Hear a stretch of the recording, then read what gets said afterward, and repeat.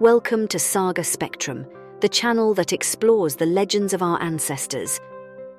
Today, because you asked for it in the comments, we're going to talk about a subject that's bound to evoke something in you: the famous Minotaur. I must confess that even though I immediately think of a bullman and the Labyrinth when I hear about the Minotaur, I'd totally forgotten where this creature came from, so it's good to brush up on the classics every now and then.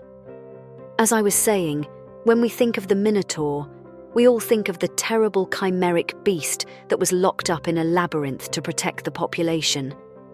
However, if I were to tell you that this creature is much more than that, would you believe me? Yes? Well, that's the end of the video then. Seriously though, the Minotaur is actually of nobler birth than you and me. We'll even see that he's of royal lineage. It all begins with Asterion, legendary king of Crete. He is known for having married Princess Europa. However, the latter had been united with Zeus, and the children resulting from this union were born after Asterion and Europa's marriage. Europa gave birth to 3 children with Zeus: Minos, Sarpedon, and Rhadamanthus. These children were entrusted to the good sovereign by Zeus and lived in the kingdom of Crete, raised by Asterion himself. As Asterion was a mortal king, time eventually took its toll and death came to call. With no natural children left, the kingdom's subjects began to wonder about their sovereign's succession. Minos, anxious to ascend to the throne, began to fear that it would slip from his grasp. So he hatched a plan and announced that his reign was the will of the gods. But anyone could do this, and mere words would never be enough to allow him to reign. So he began praying intensely to Poseidon, imploring him to conjure up a superb animal as a symbol of his support. Minos would then sacrifice this animal in gratitude to the god of the seas. Hearing his prayers, Poseidon raised a white bull from the depths of the sea, the famous Cretan bull that gave Heracles and Theseus so much work. I know you can see it too. We're talking about the sovereign Minos. He comes into possession of a bull. The elements fall into place. In short, this manifestation of the god's support enabled Minos to take control of the kingdom of Crete without a hitch. It was at this point, moreover, that he ousted his 2 brothers, who went into exile and settled in other lands. Having finally got what he wanted, Minos could have led a dream life. Imagine yourself in his place, king of prosperous lands, marrying the immortal daughter of the sun god. What more could you ask for? That would satisfy most people. But the hearts of men are sometimes too easily corrupted, and envy is a dangerous evil that has led to the downfall of many unfortunate men.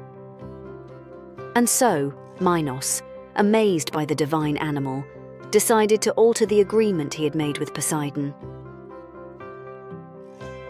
If you watched my last video on Medusa, you'll have understood that playing the gods is not a good idea for the Greeks, and it's likely to end badly. Indeed, Minos tried to fool the god of the oceans by integrating the bull of Crete into his herd and replacing it with another of his beasts, which he had sacrificed instead. Frankly angered by the betrayal of the king he had supported, to whom he had responded when he begged him in prayer, Poseidon took the first drastic step of turning the bull wild. From then on, the Cretan bull ravaged the lands of Crete until Heracles captured him. He was then released, and this time it was Theseus who recaptured him and sacrificed him to Apollo. If that were all, between you and me, I'd have understood the punishment. After all, Minos had it coming, and Poseidon had a right to remind him to show him a modicum of respect. After all, he's a god. The thing is, Poseidon doesn't mess around. When he punishes hard. So, not content with sacking the kingdom with the same bull he'd given Minos, he also decided to give Pasiphae a little surprise. Pasiphae is the daughter of the god Helios and Perseus, an Oceanid. According to the texts, she is sometimes said to be immortal. Indeed, she married Minos and bore many of his children. It is also said that she is jealous of her husband's many infidelities.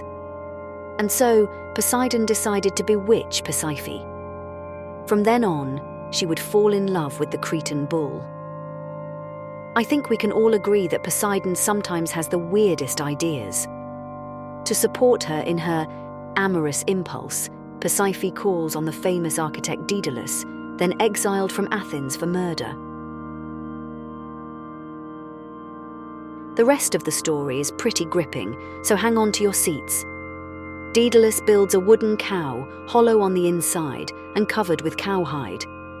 He places it near the bull. Now you all know exactly what's going to happen, because the statue is hollowed out to let Pasiphae inside. 9 months later, the Minotaur, named Asterion after his grandfather, is born. Strangely enough, he has the body of a man and the head of a bull. Where the hell did that come from? We're talking about a fearsome mythological beast, impossible to contain, powerful. A real state problem, which the king of Crete now had to deal with. He decided to consult his oracles. It was at this point that, under their advice, Minos had the labyrinth built. Again by Daedalus, who obviously doesn't seem to know what unemployment is, in order to imprison the Minotaur. The idea, then, is to put him at the bottom of the labyrinth, so that he gets lost there and can never get out again. But the story doesn't end there. Minos and Pasiphae, as I told you earlier, had many children. One of these children is called Androgeus.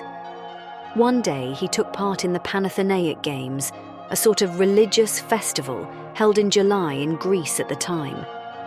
During these festivals, all sorts of competitions are held, and Androge wins all the prizes. Jealous of this success, King Aegeus of Athens arranges his murder. Minos then leads the city to war to avenge his son, and wins. What's that got to do with anything, you may ask? Well, one of the conditions Minos imposed on Athens was the annual offering of 7 boys and 7 girls, who would be brought to the Minotaur's labyrinth. All in all, they become food for Minotaur. Theseus, who I'll have to tell you more about one of these days, son of King Aegeus, decides to put an end to this horror and embarks on the ship of the sacrifice to defeat the beast. When the ship arrives, Minos is there, of course, but so is his daughter, Ariadne. The latter falls in love with Theseus and secretly steals a spool of thread and her father's sword to give them to her new love interest. Now equipped, Theseus enters the labyrinth. Imagine entering a tall building, expressly designed to be so complex that you can't get out. Inside lives an inhuman creature who feeds on 14 sacrifices every year, never to be seen again. This didn't stop Theseus. After all, he'd already come a long way to get here, and now he had no choice. He tied the Ariadne's thread to the entrance of the Daedalus and entered. Not to explore it, nor to save the unfortunate sacrifices, no. He was going to hunt down and kill the beast that had made his people suffer for so many years already. And so he did, armed with his sword, or even his bare hands, depending on the version, putting an end to the Minotaur's life of suffering.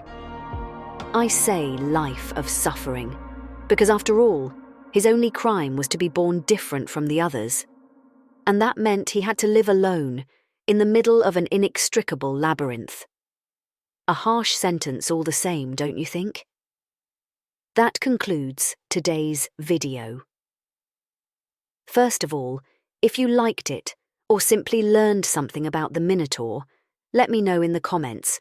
I'd love to hear from you. Then, like and subscribe to make sure you don't miss any future videos. Finally, let me know in the comments if there's a story you'd like me to tell. As long as it's a myth or legend, I'm all for it.